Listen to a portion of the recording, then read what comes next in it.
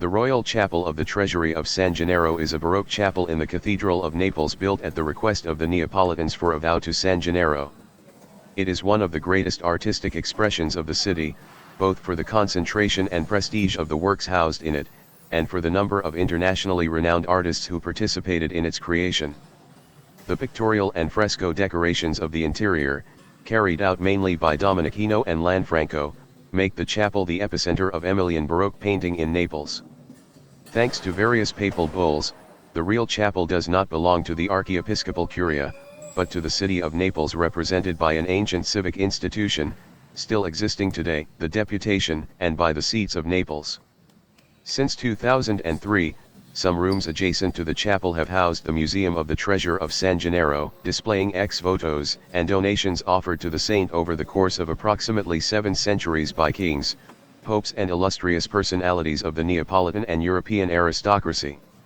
The birth of the chapel is linked to the difficult years that Naples experienced during the first half of the 16th century, characterized by war conflicts across the border and internally, plague crises and volcanic eruptions. The internal conflicts occurred around 1527, when the Angevin pretender, also taking advantage of the absence of the Viceroy of Naples, busy with the troops of Charles V, and the death of his lieutenant Andrea Caraffa, Count of Santa Severina, attempted to reconquer the Kingdom of Naples, landing with its soldiers at Gaeta and Salerno.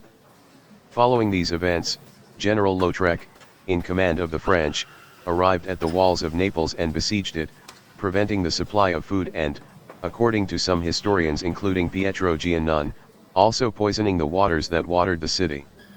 This caused a resurgence of the plague that was already decimating the Neapolitans, resulting in around 250,000 deaths. In the same period, Vesuvius also contributed to devastating the city with an eruption accompanied by a series of daily earthquakes that tore it apart. Following these events, the Neapolitan people decided to turn to their patron saint, and on January 13, 1527, the anniversary of the transfer of the bones of San Gennaro from Montevergine to Naples, they vowed to build a new and more beautiful chapel in the cathedral for him, as the old woman was relegated to a narrow tower positioned to the left of the cathedral entrance.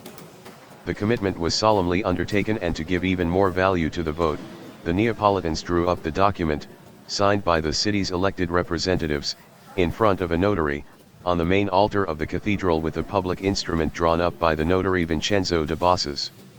In this way, to obtain liberation from the 3 scourges, the representatives of the 5 noble seats of Naples, Capuano, Nido, Montagna, Portanova, and Porto, plus the representative of the seat of the people, vowed to offer 1,000 ducats for the Eucharistic tabernacle and 10,000 for the construction of a new chapel in honor of San Gennaro. On February 5, 1601, the city's elected officials appointed a lay commission of 12 members, called the Deputation, composed of 2 representatives for each of the city seats, and who were entrusted with the task of promoting and taking care of the construction and decoration of the new chapel of San Gennaro. The financing of the work initially included the allocation of 10,000 scudi, however the fund reached the figure of over 480,000, without obtaining any contribution from the Vatican.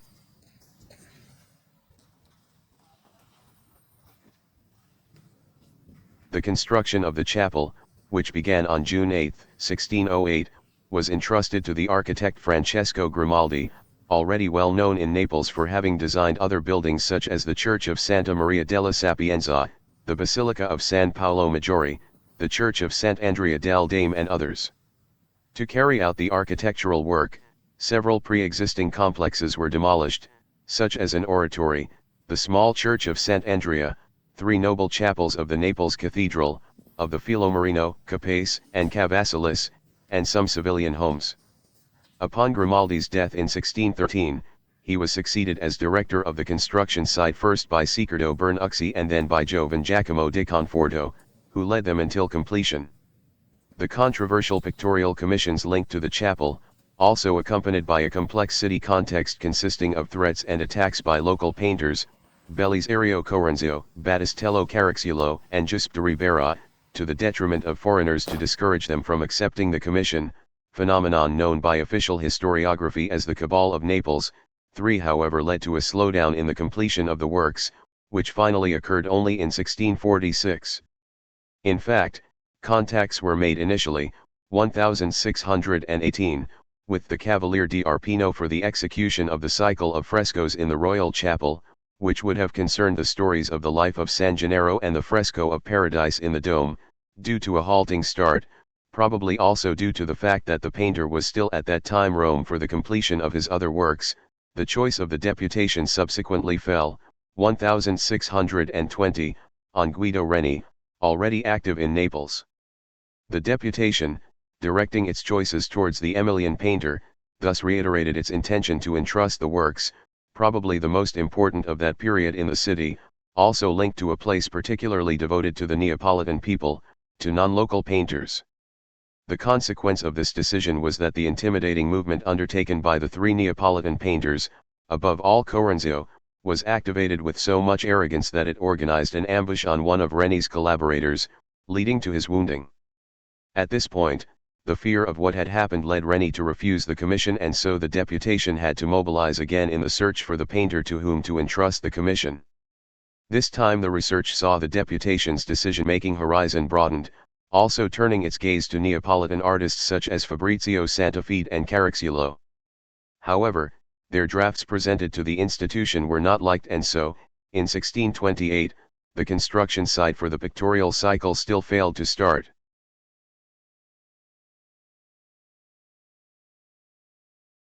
Two years later, Domenichino, another Emilian painter, managed to convince the civic body with his own tests and finally began the decorations of the vaults, first completing those of the under arches of the altars in 1633, then completing the frescoes of the four plumes, and finally, in the same year, completing 5 of the 6 oils on copper. One, however, turned out to be incomplete, that decorate the lower band of the chapel.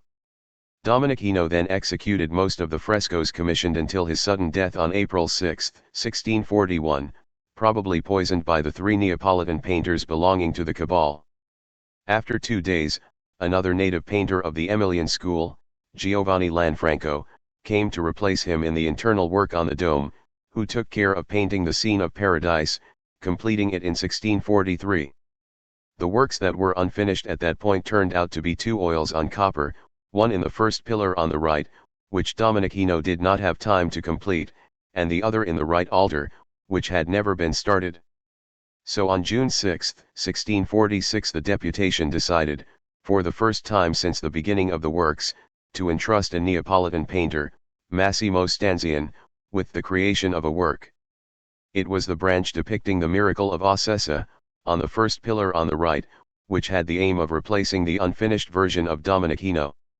The painting created by Massimo Stanzian initially replaced the unfinished one by Domenichino, which was placed in the sacristy of the Immaculate Conception, today part of the museum complex of the Treasure of San Gennaro. Then the deputation during the 19th century decided to reverse the 2 works, as Stanzian's painting did not conform to Domenichino's pictorial theme present and prevalent in the chapel, which at that point had 5 out of 6 paintings by the Emilian painter in the lower range and the frescoes in the lunettes of the arches and in the plumes of the dome, in whose sees Lanfranco's work. The last oil on copper that remained to be created was defined only in 1646, with the Spanish painter, but of the Neapolitan school, Giuseppe de Ribera, who executed the altar piece on the right depicting San Gennaro emerging unscathed from the furnace, considered by critics one of the painter's most beautiful works for the plasticity of the characters, for the attention to detail and for the extraordinary expressive capacity. With Ribera's work, which in fact is the only artistically Neapolitan one inside the chapel, the work on the religious environment could be defined as completed.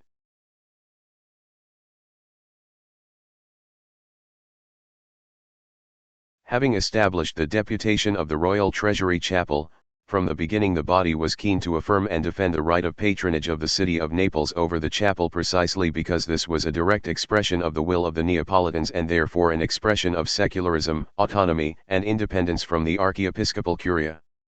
In fact, in 1605 the deputation obtained the foundation bull from Pope Paul V, and after 3 years, on June 8, 1608, construction work on the sacred place began. The first problems, however, came during construction with the Cardinal Archbishop Francesco Boncompagni, who firmly opposed the exemption of the deputation from the jurisdiction of the diocesan ordinary.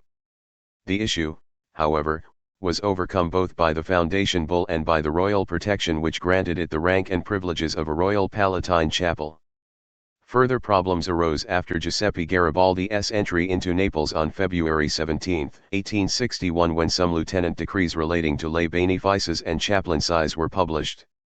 The deputation fought to have the right of lay patronage recognized, and on May 13, 1861, the Royal Chapel of the Treasury of San Gennaro was declared exempt from the previous law of February 17, having been recognized as an institution sui generis. The secular nature of the property therefore remained intact and also resisted the post-unification laws of July 7, 1866 and August 15, 1867, with which recognition of secularism was denied to all regular religious orders and congregations, musical conservatories, and retreats, which involved life in common and had an ecclesiastical character. All the places owned by these suppressed bodies were confiscated by the state property, and the inability of any ecclesiastical moral body to own real estate was established, with the exception of parishes. The secular nature of the deputation sanctioned by the papal bulls was maintained, thanks also to a passionate memorial sent to the chamber of the Italian government and signed by President Rodrigo Noli, then mayor of Naples, and by all the deputies, with which the secular nature of the deputation was remembered. Deputation, the right of patronage obtained from 3 papal bulls, and the bitter war waged against the archiepiscopal curia of Naples for the maintenance of legal status and full autonomy. On August 15, 1927, Pope Pius with the related rights and duties, the service of divine worship and other privileges inherent to it.